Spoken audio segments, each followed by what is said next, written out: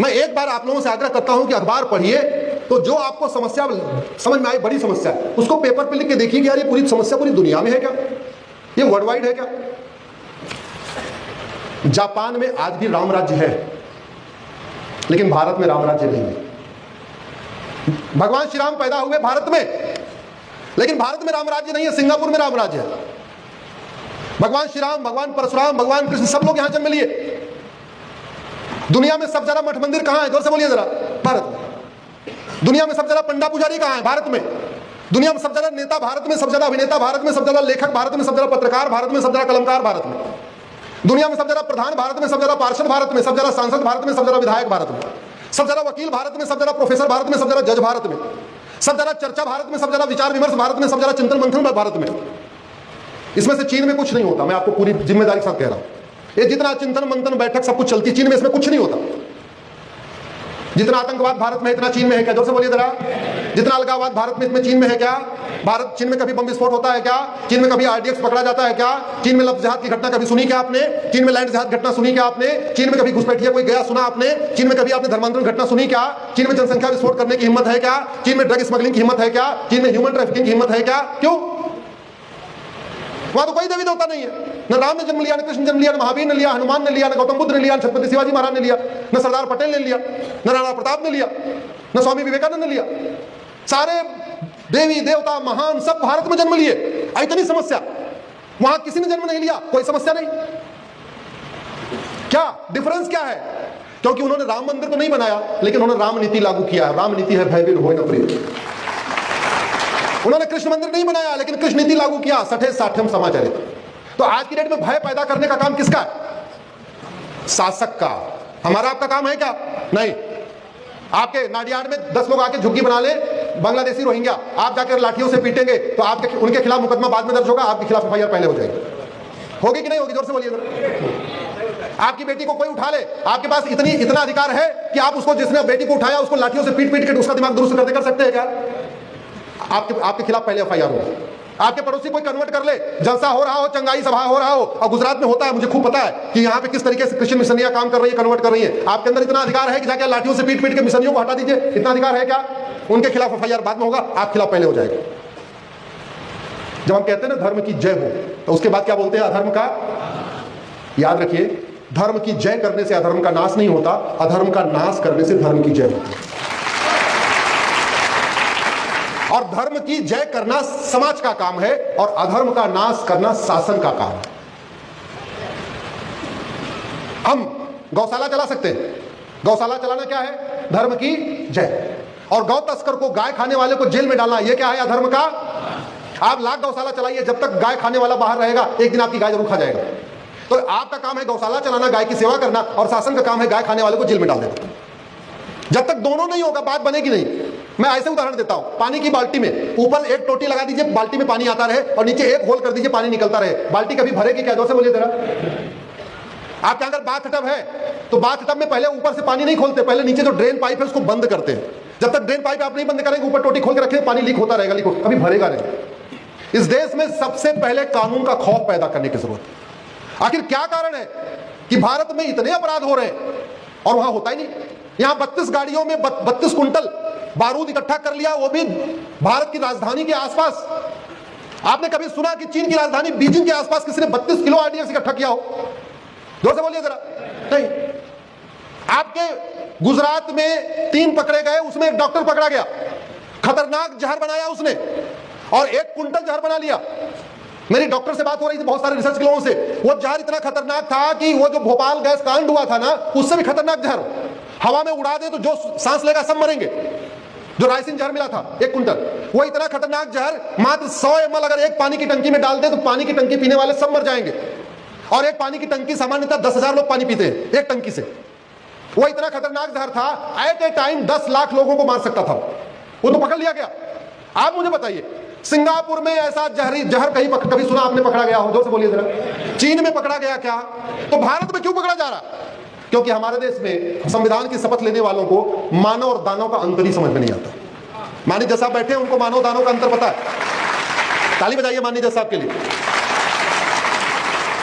कि उन्होंने मानव और दानव का अंतर किया और दानव को हमेशा फांसी पे लटकाया। लेकिन भारत में खास तौर पे मैं तो सुप्रीम कोर्ट में देखता रहता हूं, हर जगह ह्यूमन राइट, हर जगह ह्यूमन राइट, आतंकवादियों का ह्यूमन राइट, अलगाववादियों का ह्यूमन राइट, जिहादियों का ह्यूमन राइट, मिशनरियों का ह्यूमन राइट, नशा तस्करों का ह्यूमन राइट, मानव तस्करों का ह्यूमन राइट, हथियारों के कारोबारियों का ह्यूमन राइट, सबका ह्यूमन राइट। बस यहां की आम जनता का ह्यूमन राइट नहीं है। मानवाधिकार मानव का होता है, दानव का नहीं। इस व्यवस्था को हमें फिर से एक बार बहाल करना पड़ेगा, और जो दानव है वो किसी भी तरीके का कृपा पात्र नहीं होना चाहिए। तो भारत को अगर बचाना है तो हमें जस्टिस विद इन ईयर लागू करना पड़ेगा। जब तक साल भर के अंदर देश विरोधियों को, जासूसों को, गद्दारों को, मक्कारों को, हरामखोरों को फांसी देना शुरू नहीं करेंगे, हमारे न बच्चे सुरक्षित होंगे, न हमारा सनातन धर्म सुरक्षित होगा। बहुत बड़ा खतरा आ चुका है। और एक बात और याद रखिए, वो केमिकल बनाने वाले पकड़े गए, पुलिस ने पूछताछ किया, उन्होंने चलो कुछ बातें बता दिया। डॉक्टर पकड़े गए, डॉक्टरों ने पूछताछ, पुलिस ने पूछताछ किया, कुछ बात बता दिया। ये बेचारे पुलिस वाले कोई अंतर्यामी है क्या, कोई जादूगर है क्या, कि जो आतंकवादी के मन में है सब बात उगलवा सकते हैं क्या? अरे जो व्यक्ति बम बांध के फटने के लिए तैयार है, वो पूरा सच पुलिस वालों को बताएगा क्या? जोर से बोलिए जरा। नहीं। जो व्यक्ति जिसको अपनी जिंदगी की चिंता नहीं, एक व्यक्ति फरीदाबाद से चला गाड़ी में बैठ के, लाल किला के पास गया, 3 घंटे वो बैठा रहा बम बारूद लेके, ना उसको अपने माता पिता की याद आई, ना अपनी बीवी की याद आई, ना अपने बच्चों की याद आई, ना बहन की याद आई, और 3 घंटे बाद बम लगा के फट गया, और वो भी डॉक्टर। अगर वो पकड़ा जाता तो जो इतना मेंटली ब्रेन वॉश हो चुका है, वो पुलिस के थोड़ी देर उल्टा टांग देने से, या पुलिस के 4 बार लाठी मार देने से, या मान लो पेट्रोल उल्टा करके थोड़ा 2-4 बूंद पेट्रोल डाल देने से, वो सच बता पाएगा क्या? वो पुलिस के बंधु बैठे हुए बता देगा क्या भैया? नहीं बताएगा। वो देखो इशारा कर रहे, नहीं बताएगा। तो समाधान क्या है? समाधान है technology, narco polygraph brain mapping कानून, narco polygraph brain mapping test. अरे ये भी गारंटी नहीं को टेस्ट में भी सब बता देगा, लेकिन 99% चांस है सारा सच सामने आ जाएगा। लेकिन हमारा सुप्रीम कोर्ट बैठा हुआ है, ना ना ना, narco polygraph brain mapping test article 20 का वायलेशन है, फंडामेंटल राइट का वायलेशन है। मैं इन्हीं चीजों के खिलाफ सुप्रीम कोर्ट में लड़ रहा हूं। मैं पूरी जिम्मेदारी के साथ कह रहा हूं, भारत में सभी मुकदमों का फैसला साल भर में हो सकता है, भारत में सभी विवादों का समाधान साल भर में हो सकता है, भारत में अलगाववादियों, आतंकवादियों, जिहादियों, उन्मादियों को साल भर के अंदर फांसी दिया जा सकता है। केवल एक काम कर दे, झूठ बोलना जघन्य अपराध घोषित कर दे, और झूठ पकड़ने के लिए नार्को पॉलीग्राफ ब्रेन मैपिंग कानून बना दे। दुनिया के कई देशों में झूठ बोलना जघन्य अपराध है। अमेरिका में 10 से 20 साल सजा है, ऑस्ट्रेलिया में 7 से 14 साल सजा है, सिंगापुर में 10 से 20 साल सजा है। और झूठ पकड़ने के लिए नार्को पॉलीग्राफ ब्रेन मैपिंग कानून भी है।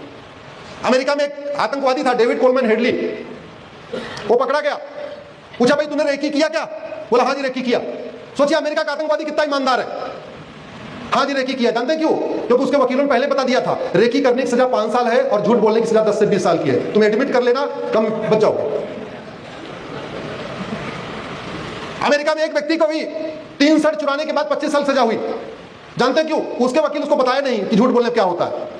तो 3 शर्ट चुराया था, 1 शर्ट की 5 साल सजा, वहां कंसेप्टिव सेंटेंस होता है। तो 3 शर्ट चुराया तो 15 साल, और झूठ बोला शर्ट नहीं चुराया तो 10 साल और। तो 3 शर्ट चुराने कितनी सजा?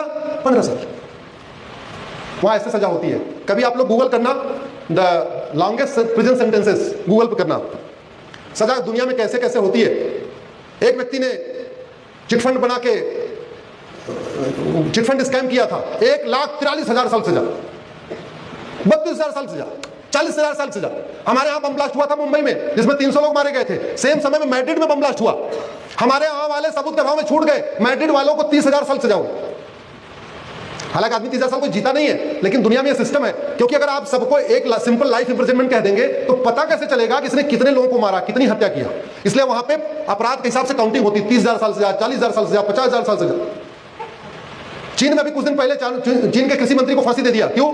2 लाख युआन लिया था। यहां 70,000 करोड़ का कॉमनवेल्थ घोटाला हुआ, 1,76,000 करोड़ का 2G घोटाला हुआ, 1,86,000 का कोयला घोटाला हुआ, कुछ हुआ ही नहीं। 2-2 साल सजा हुई। वो बेचारा कृषि मंत्री चीन का मात्र 2 लाख युआन ले लिया था किसी से, ठेकेदार से गया। एक फैक्ट्री का जीएम था, किसी ठेकेदार से जो वहां पे कुछ सप्लाई करता होगा, 1.5 लाख युआन ले लिया था, टांग दिया गया। भाई बिन होए न प्रीत, सठे साठम समाचार।